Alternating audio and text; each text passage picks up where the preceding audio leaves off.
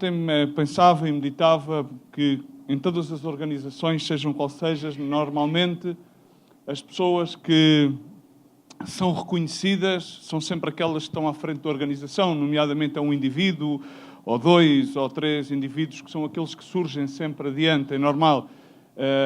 Neste Ministério há várias pessoas que encabeçam este Ministério, nomeadamente há sempre responsáveis. Eu tenho a responsabilidade de Portugal e de outros sítios, e quando chega a hora de reconhecerem um Ministério aqui ou ali, reconhecem o trabalho através de um indivíduo. Mas normalmente sempre nos esquecemos, podemos muitas das vezes dizer epicamente, e a glória e a honra é para o Senhor Jesus, mas muitas das vezes esquecemos-nos que isso somente é possível porque houve já muitos anos, de trabalho árduo de muitos irmãos e irmãs, de fidelidade a um chamado que Deus fez. Alguns deles provavelmente tropeçaram e caíram no caminho e ficaram pelo caminho. Alguns deles provavelmente já estão na presença do Senhor. Mas é graças a esses anos de trabalho árduo e de fidelidade ao Senhor que esse ministério e esse trabalho é reconhecido no nome de um indivíduo ou de uma pessoa. Não é realmente o indivíduo, mas é o trabalho de centenas e milhares de pessoas. E aí está a ser galardoado, a fidelidade de muitas pessoas, o trabalho de muitas pessoas. E provavelmente, muitas das vezes, no nosso ministério, que é tão peculiar, inclusive muitas pessoas que passaram, que não estão, algumas que levaram a semente preciosa da palavra de Deus, alguns que chegaram a conhecer a Jesus Cristo e outros que não chegaram a conhecer a Jesus Cristo, mas sabemos que mais tarde ou mais cedo essa semente dará fruto. Amém? E eu pensava nisto porque temos a tendência muitas das vezes em pensar que é sempre aquele indivíduo, é o ente, é a pessoa espetacular, mas não, é sempre graças ao trabalho de centenas e de milhares de pessoas que este ministério avança, obviamente, graças a Deus, porque é Deus quem manifesta a sua glória e é Deus quem dá o querer e o fazer na vida dessas pessoas. Amém? Eu queria começar por orar e vamos seguir com a palavra e ser o mais breves possíveis.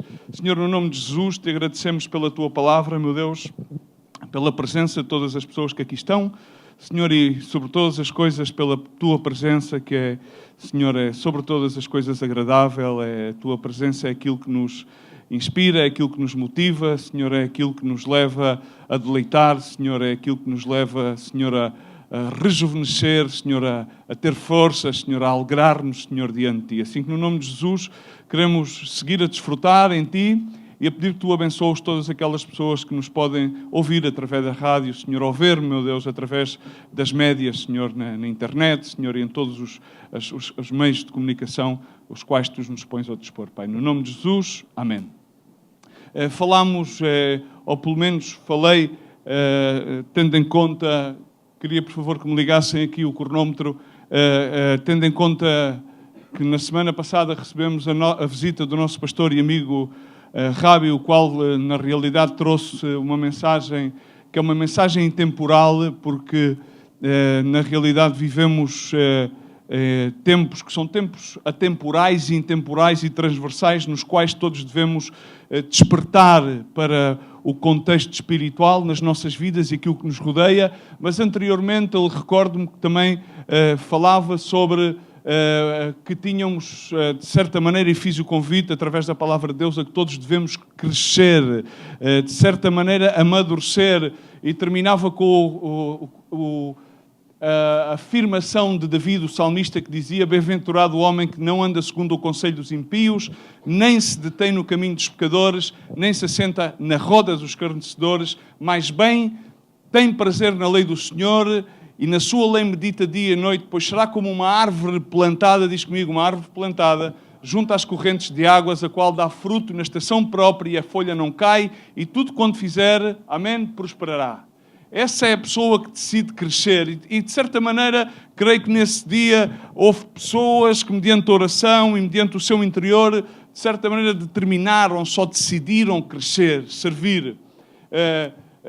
No fim de semana passado, creio que recebemos um alerta e um certo instar e uma certa motivação a que estejamos despertos, não dormentes, adormecidos, que o nosso entendimento não esteja entenebrecido, aquilo que Paulo dizia aos Efésios, exatamente como dizia que não temos luta contra carne nem sangue, revistamos toda a armadura do diabo, de Deus, para permanecer e resistir a todas as ciladas do diabo. Amém? Fazendo um pequeno resumo. E a palavra Deus ensina-nos que Deus, na realidade, não veio para condenar o mundo, senão para salvar-nos. Mas há matizes na palavra de Deus muito importantes. A palavra de Deus ensina-nos em 1 João 5,19, para contextualizar, não faz falta que abram a Bíblia, diz-nos isto: nós temos que saber que somos de Deus e que o mundo inteiro jaz no maligno. As pessoas pensam, não é que este mundo é uma maravilha, assim. Deus amou de tal maneira ao mundo que enviou o seu Filho unigênito para que todos aqueles que nele creem não sejam condenados, mas tenham vida eterna. Isso está escrito em 1 João 3,16. Porque Deus enviou o seu Filho ao mundo não para julgar o mundo, mas que o mundo fosse por ele salvo. Agora, quem crê nele não é julgado, diz no verso 18, mas quem não crê já está julgado. Porquê? Porque o mundo jaz baixo o maligno, diz em 1 João 5,19. Agora, sabemos também que já veio o Filho de Deus. E o Filho de Deus deu-nos entendimento para conhecermos que Ele é verdadeiro e nós estamos naquele que é verdadeiro, isto é, estamos em Jesus Cristo. Este é o verdadeiro Deus e a vida eterna. Amém? Então, irmãos, isto é simplesmente um resumo.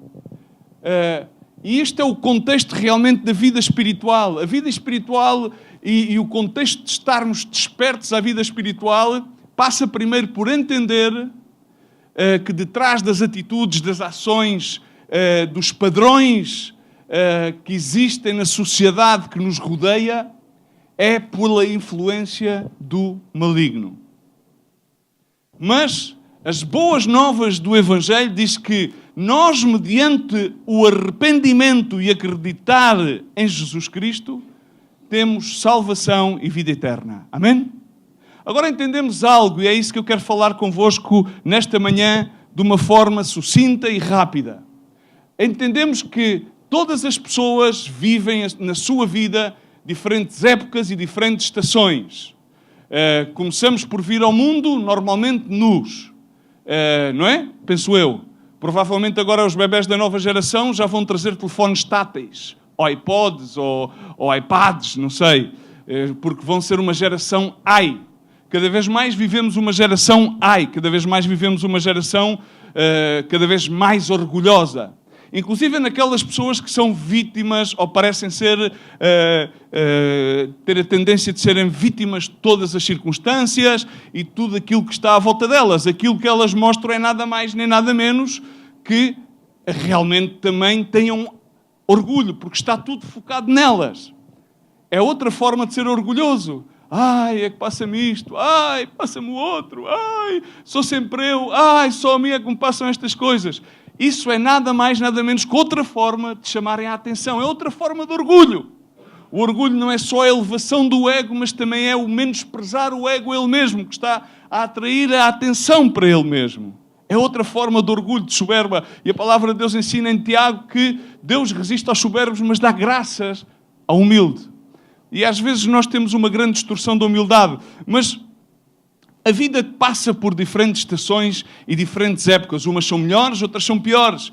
Recordo-me que em algum dia falei sobre a estação do inverno, o inverno que é um símbolo de frio, de esterilidade, de experiências que nos levam muitas das vezes a parecer que Deus não está aí, mas que, no entanto, temos que nos agarrar às suas promessas, sabendo que em Mateus 28, 20, na segunda parte do versículo, diz: eu estarei convosco até ao fim dos tempos. Falámos que em seguida ao inverno normalmente vêm as primaveras, que é sinónimo que parece que tudo vai florescer, que novos começos, tudo vai começar a dar frutos, parece que tudo vai começar a ser bom. É como que dizer que tudo aquilo que crê tudo lhe é possível. A seguir vem o verão, a seguir à primavera vem o vão, que é quando já começa a vir o sol, tudo parece que é peganhoso, tudo parece que nos pega, parece que vem pressão, a pressão da vida, a pressão do dia-a-dia, e finalmente vem o outono, estação na qual estamos, vem aquele tempo da melancolia, da nostalgia, os feriados, aquele tempo da solidariedade civil e social. Ai, pobrezinhos dos pobres, agora é que vamos todos dar atenção aos pobres,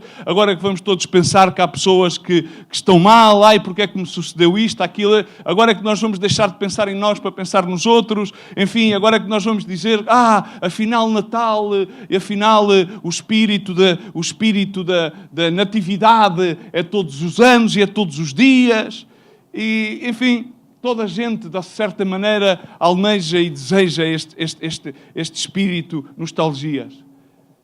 E este espírito de estar junto e tal, esquecendo-se que na realidade devemos estar juntos todos os dias, esquecendo-nos na realidade devemos almejar essa unidade que faz a força. Parece que às vezes é nesses momentos que estamos juntos que parece que brota a alegria. Esquecendo-nos da primícia que a palavra de Deus ensina algo muito importante, que a alegria do Senhor é a nossa força. E aquilo que eu queria falar convosco, na realidade, é acerca disto. É necessário,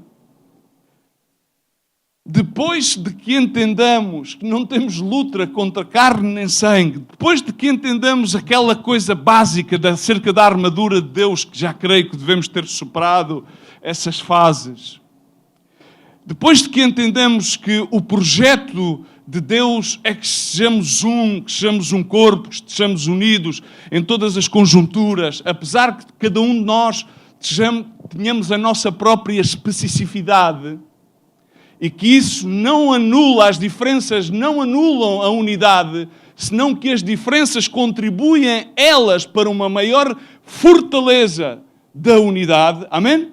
Não sabiam isso? Que as diferenças podem sempre e devem contribuir para uma maior fortaleza da unidade, porque estamos unidos pelo mesmo Espírito, o mesmo Senhor, o mesmo bautismo, amém?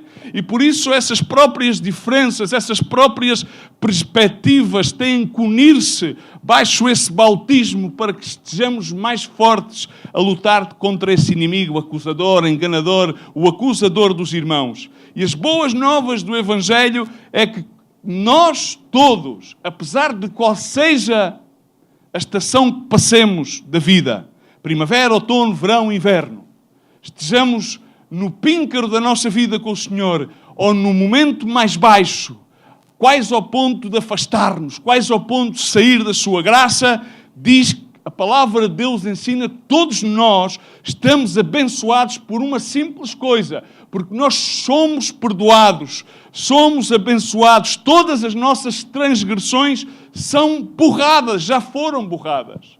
E está escrito em Colossenses 2,13, quando vocês estávamos mortos em pecados, e nem circuncisão da vossa carne, Deus vos vivificou juntamente com Cristo. E Ele vos perdoou todas as transgressões e cancelou a escrita da dívida que consistia em ordenanças que vos era contrária. E Ele removeu-a pregando-a na cruz e tendo despojado os poderes ou os principados e as autoridades, fez deles um espetáculo público triunfando sobre eles na cruz. Amém? Eu creio que grande parte das pessoas, ou grande parte daqueles que creem em Jesus Cristo, ou grande parte daqueles que professam algum tipo de crença religiosa, que esquecem-se do verdadeiro significado da vitória de Jesus Cristo na cruz. E então vivem uma espécie de penitência religiosa. Significa Jesus Cristo morreu na cruz, triunfou. Aí nessa cruz, Ele perdoou todos os nossos pecados, perdoou todas as nossas transgressões e todas as nossas iniquidades. É lógico que Ele não fez isso como um convite para que nós sigamos a fazer aquilo que nós queremos, mas sim para que, mediante a graça de Deus na nossa vida, nós procuremos agradar-lhe a Deus. Procuremos levar uma vida pia, uma vida que seja de alguma forma uma manifestação de Deus em nós. Mas esquecemos de fazer algo importante, é de alegrar-nos. Cada vez mais vêem-se cristãos, pessoas que dizem que vivem uma vida com Cristo, mas que não se alegram no poder da sua salvação. Pessoas que vivem com umas caras fechadas, caras de túmulo. Olhas para os olhos e não lhes vês vida. Vês-lhes morte. Provavelmente ainda não retiraram a pedra da tumba. Pessoas que não abrem a boca para sorrir. E não é uma questão que tenham os dentes estragados. Alguns podem ter os dentes estragados e podem ter algum tipo de constrangimento. Ok. Mas há outros que têm uns pinhos lindos. A questão é que não se alegram no Deus e no poder de Deus da sua salvação. Mas a questão é muito simples. Para que nós possamos experimentar uma vida plena, aquela vida que Deus nos chama, Deus chama-nos para que possamos viver uma vida plena. Deus não nos chama para que vivamos uma vida a 50% ou 60%. Deus não nos chama para que nós lhe sirvamos como um método de penitência. Deus chama-nos para que nós lhe sirvamos com bom ânimo e que o façamos com alegria, independentemente das circunstâncias, independentemente das estações, independentemente das temporadas, independentemente de como é que nós nos sintamos, que o façamos com alegria. Basta ter alegria no momento certo, porque se não a tivermos nos momentos certos, a experiência da nossa vida não será agradável, mas mais bem será desagradável, será amarga. Será como uma espécie de, como lhe chamam o molho daquela comida chinesa, sweet and sour. E o bitter sweet. Não pode ser uma mistura de doce e amargo. Tem que ser uma vida doce. Porque a essência do amor de Deus é doce. Amém? Não podemos permitir, na realidade, que seja qual seja o momento porque nós passamos na nossa vida, isso faça com que o nosso louvor a Deus nos seja roubado e que seja roubado de nós a nossa alegria. Há muitos cristãos, muitos, não um ou dois, que vivem uma vida sem alegria. Isso, na realidade, não é o plano de Deus para os seus filhos, não é o plano de Deus para os seus servos. E eu espero que esta pequena meditação te encoraje, independentemente de qual seja o momento pelo qual estejas a passar na tua vida, independentemente de qual seja a circunstância. Eu quero que tu entendas uma coisa. Deus quer restaurar-te as forças. E para restaurar-te as forças, tem que ser restaurada a tua alegria. Porque a alegria do Senhor é a nossa força, é a nossa fortaleza. Ele quer que tu vivas uma vida abundante. Para isso, tens de viver uma vida cheia de alegria. Em todas as coisas e em todos os momentos da tua vida. E há 5 pontos essenciais que tu deves tomar em conta, que todos nós devemos tomar em conta, para que Deus nos restaure as forças, nos restaure a alegria da nossa vida. E o primeiro ponto que eu agradecia, se o computador não quebrou, é que temos que entender uma coisa. Na vida há altos e baixos. Há fracassos e há vitórias. Amém? Amém? Na vida de um peregrino, há fracassos e há vitórias. Mas os nossos fracassos não nos definem. Não nos definem. Entende de uma vez por todas que os teus fracassos não são aquilo que te vão definir. A Bíblia ensina acerca de várias palavras, tais como o pecado, a iniquidade e a transgressão, para definir um nível de desobediência a Deus. O que é uma transgressão? Transgressão é ultrapassar um limite que já está definido. É como que nós passemos um sinal proibido. Às vezes acontece, quando conduzes, passas um sinal proibido. Isso é uma transgressão. Não roubarás. Roubas, estás a cometer uma transgressão, não é um pecado. Agora, o pecado é não alcançar uma meta designada. Significa que tu podes saber aquilo que Deus quer que tu faças ou não faças, mas tu não o fazes, ou vice-versa. Amém? E agora de pecado, vamos à transgressão. A transgressão que já vimos é outra coisa. A transgressão é exatamente passar o limite, como vimos, e o pecado é não alcançar uma meta proposta. Significa, muitas das vezes nós sabemos que a Deus agrada que nós lhe adoremos, mas muitas das vezes nós vimos ao culto e dizemos, hoje estou mal disposto, não me apetece nada, e fazemos birra. E essa atitude não agrada a Deus. Tu sabes aquilo que deverias fazer, independentemente das tuas circunstâncias, mas não o fazes. Estás a cometer um pecado. Aquele que sabe fazer o bem e não o faz, ensina a palavra de Deus, isso é pecado. E por último vem a iniquidade. O que é que a Bíblia ensina acerca da iniquidade? A iniquidade significa, e é sinónimo de maldade, malvadez, injustiças grosseiras. Significa que tu cometestes atos de extrema perversidade e moralmente debochados. Em Miqueias 2:1 diz, ai daquele que nas suas camas maquinam a iniquidade e planejam o mal. Quando raiam o dia, ponha-no por obra, pois está no poder da sua mão fazê-lo. Amém? Isso é referível à iniquidade. Agora, eles suponham, ou pelo menos dentre aqueles que aqui estamos, suponham que as categorias da iniquidade não se aplicam à maioria das pessoas que aqui estamos. Mas eu posso entender, e na realidade, nos anos que já levo neste ministério e já como pastorear pessoas, entendo que até mesmo a pessoa mais fiel e as pessoas que levam e exercem ministério e muitas vezes noutras áreas da sua vida pública, muitas das vezes podem conduzir uma vida privada na qual têm uma dupla imagem. E essas pessoas não dão a conhecer certas e determinadas coisas.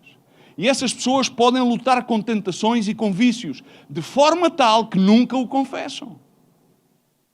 E sei que isso também é um tipo de rebelião que tem capacidade para trazer um grande dano a esse indivíduo, à sua família e a uma igreja.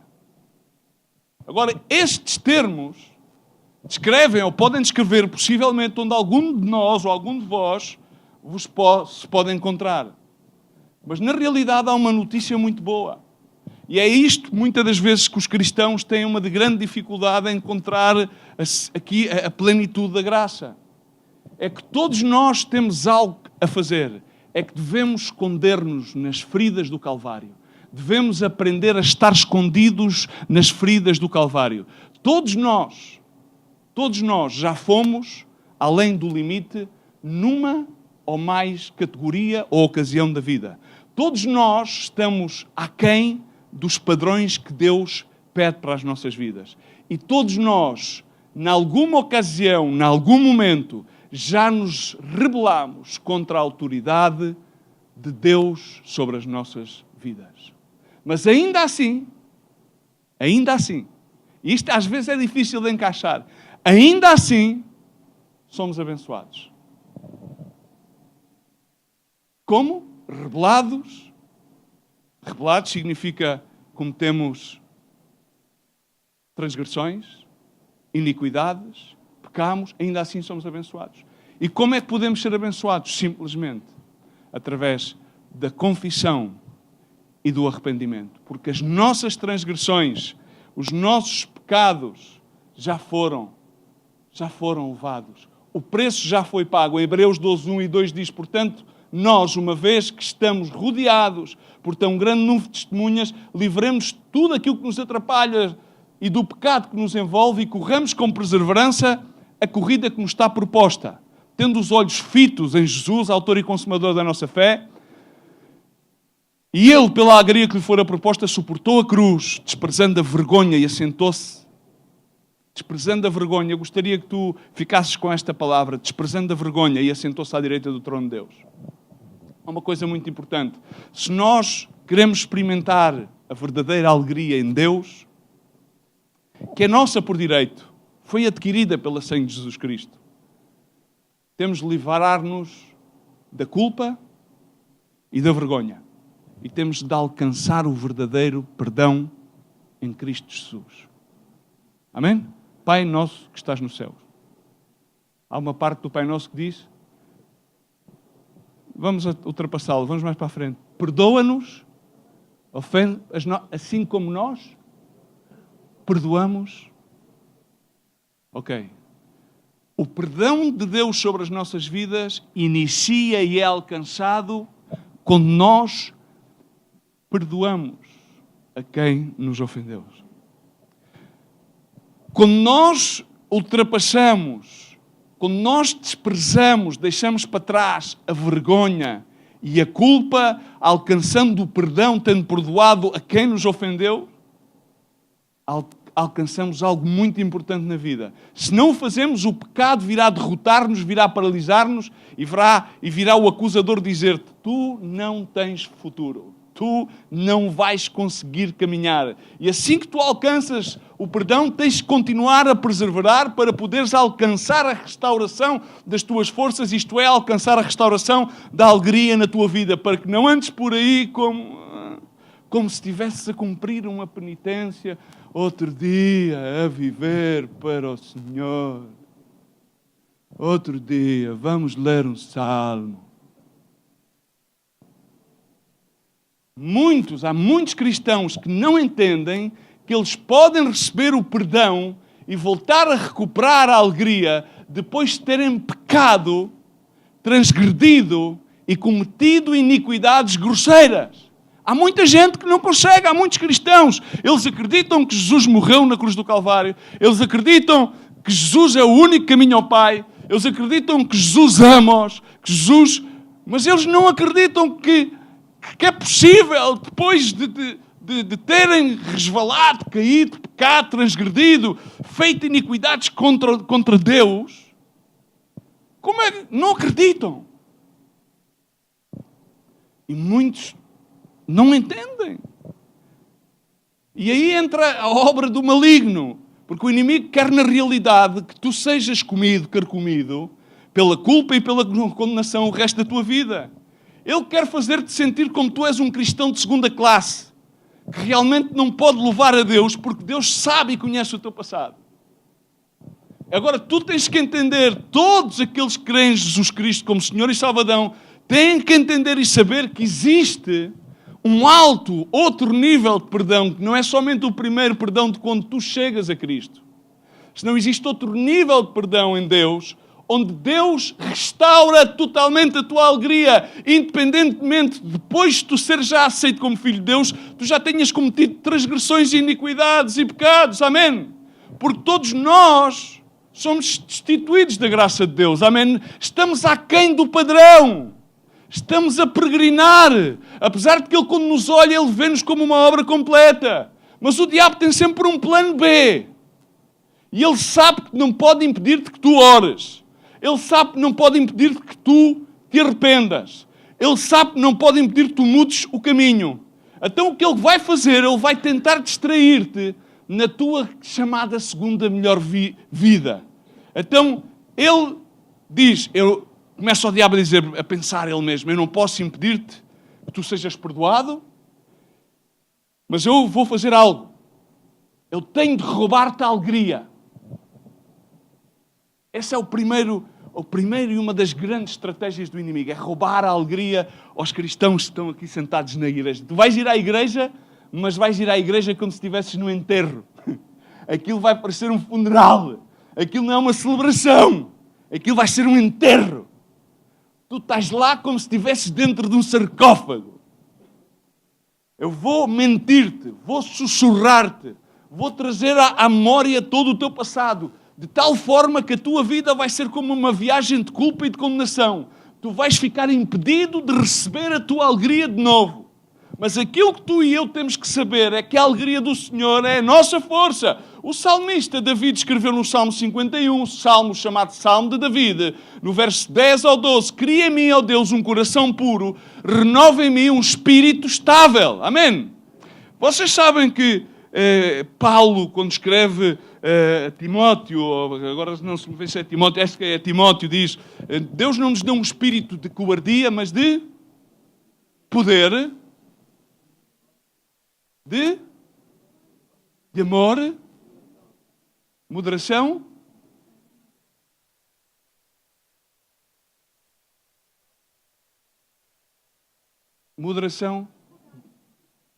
mente. A tradução correta diz de mente sã. E é engraçado É engraçado que diz, e renova em mim um espírito estável. Tu sabes que as pessoas alegres são pessoas estáveis? Não são instáveis. E sabes que o homem de ânimo duplo é inconstante no seu caminhar? É engraçado que o salmista diz, cria-me um espírito estável. Não me lances fora. Ele tinha pecado. Ele tinha cometido transgressão e iniquidade. Ele tinha cometido umas grosserias enormes. Não vamos lá para que isto seja mais rápido e não... Ok.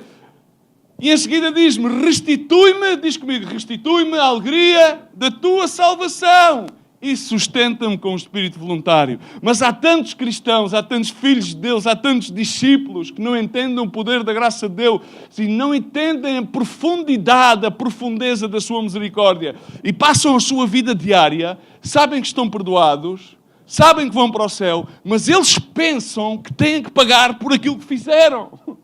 E então andam tristes. Andam e sentem-se culpados.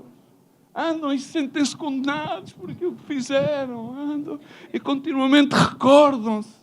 Ai, mas eu naquele dia ofendi a Deus. Ai, mas aquilo que eu fiz à minha mulher, ou aquilo que eu fiz ao meu filho, ou aquilo que eu fiz à minha mãe. E levam a sua vida a si, porque não entendem que já foram realmente perdoados. E não conseguem abraçar esse verdadeiro perdão. E não conseguem voltar a recuperar essa alegria restituída. E não conseguem viver alegres. Não conseguem, uma vez mais, correr a carreira com o olho posto no alvo alegremente. Amém? Amém? Estamos aqui. E nada pode estar mais longe da verdade de Deus que isto. 1 de João 1,9. Se confessarmos, diz comigo, se confessarmos os nossos pecados, Ele é fiel e injusto. Achas que é injusto? É justo. Para nos perdoar os pecados e purificar-nos toda a injustiça. Agora, aquilo a que temos que chegar realmente é que tu tens de dizer-te a ti mesmo, e eu tenho que dizer-me a mim mesmo, assim, eu tenho que ficar alegre de novo. Não vale a pena andar a lamuriar-me. Eu tenho que sorrir novamente. Eu tenho que ter uma perspectiva positiva. Sim, podemos estar a perder 10-0, não há problema. Sim, parece ser que o diabo leva a dianteira, mas não. O resultado final é que o diabo perde. As Escrituras dizem que o diabo perde, porque as portas do Hades não prevalecerão contra a igreja. E nós ainda vamos nos primeiros rounds. Sim, há injustiça no mundo, à causa da maldade dos homens. Amém? À causa da maldade dos homens. Sim, morrem crianças injustamente. Sim, à causa da maldade dos homens. Sim. Sim. Parece que o diabo avança porque o mundo jaz baixo o maligno. Mas o resultado, e a minha Bíblia diz que o resultado é que a porta dos Hades não prevalecerá contra a sua igreja. Amém? E ele virá triunfante, e ele governará, e ele leva a dianteira. Então assim que o resultado final é que o diabo perderá não sei quantos milhões a 0. Amém? É o que diz a Bíblia. Até eu tenho que me alegrar por isso. Ainda que as minhas circunstâncias não sejam muito favoráveis. A minha palavra de Deus diz que o meu rei governa, que o meu Deus é grande, que as suas palavras são infalíveis, que nele há esperança, que nele há vitória. Ainda que, através de muitas tribulações, de muitos padecimentos, eu tenha que entrar ao reino dos céus. Amém? Assim que eu vou acreditar que quando ele diz em Jeremias, os planos que ele tem para mim do futuro são planos de bem e não de mal. E tu tens que acreditar que Deus vai transformar os teus erros e as terríveis opções e ações pecaminosas em testemunhos da sua fidelidade, da sua graça, da sua misericórdia, do seu perdão, especialmente. Amém? Ponto 2, e para terminar, que não vou chegar ao ponto 5, e ficamos por aqui e vamos continuar no outro fim de semana. As tuas circunstâncias não definem quem tu és. Amém? Há muitas pessoas que se deixam definir e atuam de acordo às suas circunstâncias. E nós estamos muito familiarizados na igreja com uma afirmação que Paulo declara em Filipenses 4:4, alegrem-se sempre no Senhor, novamente direi, alegrem-se, ou noutras versões diz regozijem-se, ou novamente direi, regozijem-se. Mas grande parte das pessoas esquece das circunstâncias pelo qual Paulo estava a passar quando escreveu isto. Onde é que estava Paulo? Quando escreveu isto? Estava na prisão. Pensava que estava no Algarve, de férias. E estava tão porreiro que estava a dizer a malta, pá, alegrem-se, pá. Alegrem-se que isto é tudo uma maravilha. Pá, tenho a conta bancária cheia. Estou aqui com os meus discípulos no Algarve a apanhar sol, aqui numa escola de discipulado. Deram-me 50 mil diplomas, o ministério vai de vento em popa. Ele não era somente perseguido, senão que ele estava na prisão, a igreja sofria perseguição, estava dispersa, mas ainda assim avançava. Amém? Então as Sagradas Escrituras têm inúmeros relatos, testemunhos de homens e mulheres de Deus que aparentemente gritavam o impossível, mas no entanto superaram todos os seus obstáculos. E David, ele mesmo, o salmista, também fala das pressões das circunstâncias da vida, quando ele diz no Salmo 32:4, pois dia a dia e noite a tua mão pesava sobre mim.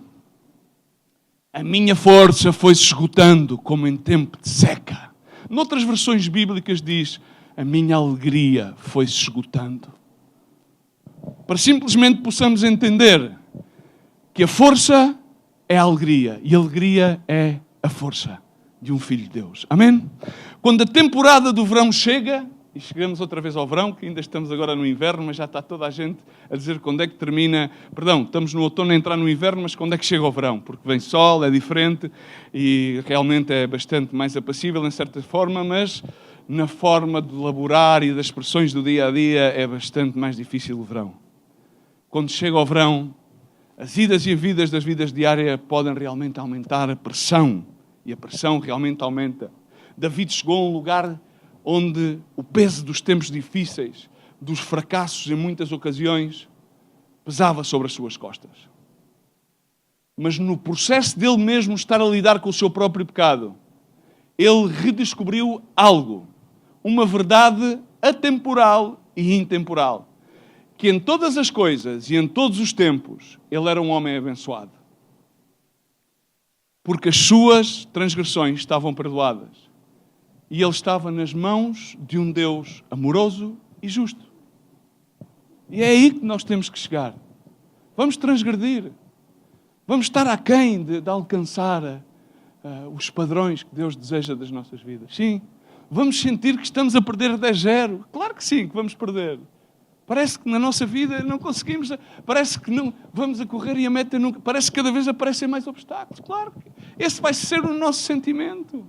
Essa parece ser que são essas circunstâncias. Isso é aquilo que o inimigo quer que nós sintamos e vejamos. Ele quer que as circunstâncias abrumem o nosso coração e a nossa mente para desviar-nos da verdade que está biblicamente descrita e da percepção que Deus tem para nós das suas promessas. Mas David redescobriu uma verdade que nós temos que redescobrir. Temos um Deus justo e amoroso. Há um Deus para o qual não importa nem o tempo, nem a época pelo qual tu passas, porque o seu amor, a sua graça e a sua misericórdia são intermináveis. Significa, não conhecem qualquer barreira, nem qualquer limite. Irmãos, podem vir subindo para cima. E às vezes nós permitimos que as nossas circunstâncias determinem se temos ou não alegria. Se vamos ou não poder estar alegres. Mas na realidade o que temos que entender é que somos abençoados. Não por causa do que fazemos, não por causa das nossas circunstâncias, mas sim por aquilo que Jesus fez na cruz por nós. E que isso é uma promessa segura para qualquer tempo e para qualquer circunstância e para qualquer época da nossa vida. As circunstâncias não importam por quão terrível que possam ser, porque isso nunca vai mudar esta verdade, que é uma verdade eterna para qualquer filho de Deus. Amém? É eterna, não muda. O mundo passará. O mundo passará, mas a sua palavra permanecerá. O mundo passará, mas aqueles que fazem a sua vontade permanecerão. Amém? E fazer a sua vontade é estar firmes, crer nas suas promessas. Amém? É conhecer os nossos limites. Não vamos conseguir alcançar o padrão. Somente mediante a sua graça. A diferença entre um justo e um impio, qual é? Descreve a Bíblia. Qual é a grande diferença entre o justo e o impio? É que o justo não comete pecados e o impio comete pecados e transgressões? Qual é a diferença entre o justo e o impio? É que o justo muitas vezes cairá, mas em todas elas se levantará. O impio cairá e ficará prostrado. Amém? Amém? Então que tu deves chegar ao ponto na tua vida onde tu tens que reconhecer que apesar dos momentos, apesar das temporadas, apesar das épocas, tu és abençoado. E outra coisa mais quero deixar-te esta manhã. Não tentes ser feliz. Bom dia. Um cristão não precisa ser feliz. Sabes porquê? Porque é abençoado. E de acordo aos padrões bíblicos, a palavra feliz não existe. Porque abençoado significa ser alegre. Ok? Ser alegre significa ter força. E abençoado é aquilo que, de acordo aos padrões da sociedade, significa ser feliz. E a bênção é termos a alegria da salvação. E devemos confiar nas promessas de Deus. E diz desta maneira em Romanos 8:28, que toda a gente conhece esta Escritura, toda a gente a enfatiza, mas a realidade é que temos que crê-la. E tem que ser uma promessa que a vivemos, e quando nos vêm aqueles tempos, as épocas um bocado mais esquisitas, sabemos, e eu leio da nova versão internacional, que na João Ferreira de Almeida atualizada diz, sabemos que Deus, todas as coisas concorrem, mas eu gosto bem desta palavra que significa ação. Sabemos que Deus age, significa actua em todas as coisas, para o bem daqueles que o amam. Aqueles que foram chamados de acordo ao seu propósito. E repara uma coisa, a Bíblia diz que, por exemplo, para José foi uma prisão. Para Jó foi uma onda de má notícia atrás de má notícia. Para David foi uma cova. Para Paulo e Silas foi uma prisão. Para Estevão foi ser apedrejado. Para os discípulos foram ser perseguidos. E em cima chegaram a um ponto onde foi um sítio como um cenáculo, estarem à espera num lugar que para eles era certamente algo triste e solene, na sequência da morte do seu Salvador. Mas João 16, e termino com estes versículos, explica momentos da nossa vida de uma maneira tão linda. João 16, 21, 22 e verso 24 diz desta maneira: a mulher que está a dar à luz sente dores, porque chegou a sua hora. Mas quando o bebê nasce, ela esquece a sua angústia, por causa da alegria de ter nascido no mundo um menino. Amém? Doeu-lhe. Bom, aquela que levou epidural, não.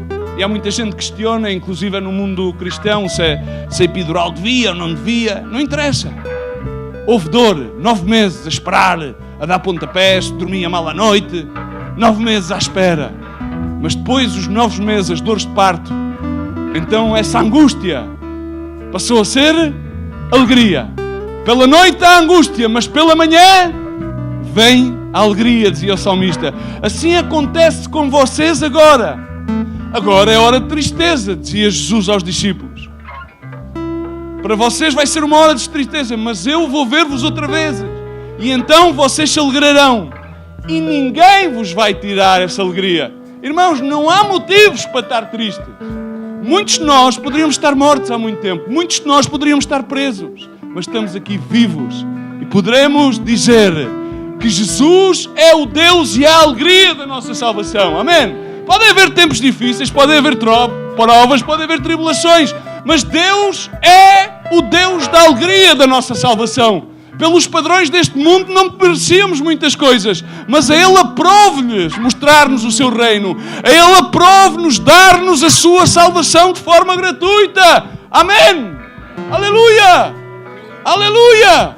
No verso 24 diz desta maneira: até agora vocês não pediram nada em meu nome. Peçam e receberão. Levantem-se, por favor, para que a vossa alegria seja completa. Amém? Irmão, alegra-te no Senhor. Não permitas que sejam as tuas circunstâncias que definam aquilo que tu és. Nem permitas que sejam os teus fracassos a determinarem quem tu és. A alegria do Senhor é a nossa força. O mundo jamais vai ver em ti aquilo que o Senhor vê. Lembra-te que a tua fé é o firme fundamento das coisas que se esperam e a prova das coisas que não se podem ver. Amém? E a tua força é a alegria do Senhor. Assim que eu rogo-te, por amor de Cristo Jesus, pode ser que pareçamos que estamos numa disputa e que estamos a perder, mas o final do jogo é a vitória em Cristo Jesus. E o início do jogo foi a vitória em Cristo Jesus. E devemos travar esta luta de uma forma alegre, sejam quais sejam as circunstâncias. Alegrem-se, uma vez mais, dizia Paulo, alegrem-se, encontram-se em provas, regozijem-se, encontram-se abençoados, regozijem-se. Não procures ser feliz, procura saber em todas as circunstâncias, apesar de quais sejam, que tu és abençoado em Cristo Jesus. Amém? Levanta os teus braços aos céus, vamos adorar a Deus e dizer: Pai, no nome de Jesus Cristo, te agradecemos por termos, meu Deus, a certeza e o entendimento, meu Deus, que somos teus filhos e tu és a verdade, meu Deus, a verdade que nos liberta da culpa, da vergonha, Senhor. Tu nos limpastes com a tua sangue, tu nos limpastes, meu Deus, por meio da tua palavra, Senhor. Somos abençoados não por aquilo que façamos, meu Deus, não por aquilo que sintamos, mas por aquilo que tu fizeste por nós na cruz do Calvário, meu Deus. E queremos rogar-te, meu Deus, que possas tu, por meio do teu Espírito, vir às nossas vidas e instar-nos, encorajar-nos, a restituir-nos a plenitude da tua alegria, meu Deus, sabendo, meu Deus, que em ti há plenitude de alegria. Em ti há delícias perpetuamente, tal como dizia o salmista. Senhor, queremos ter forças, queremos ter a alegria que é a nossa força em ti, Senhor, porque sabemos que em ti está a vitória, em ti há salvação. Pai, encoraja-nos, Senhor, a travar essa batalha, a ter o foco colocado em ti, os olhos postos no alvo e a não deixar-nos distrair nem pelas circunstâncias, meu Deus, nem pelos fracassos, mas a pôr os nossos olhos, meu Deus, em Cristo Jesus, o autor e o consumador da nossa salvação. Obrigado, Pai, no nome de Jesus. Amém e amém. Dá-lhe um forte aplauso ao Senhor e alegra-te no Senhor, Pai, no nome de Jesus.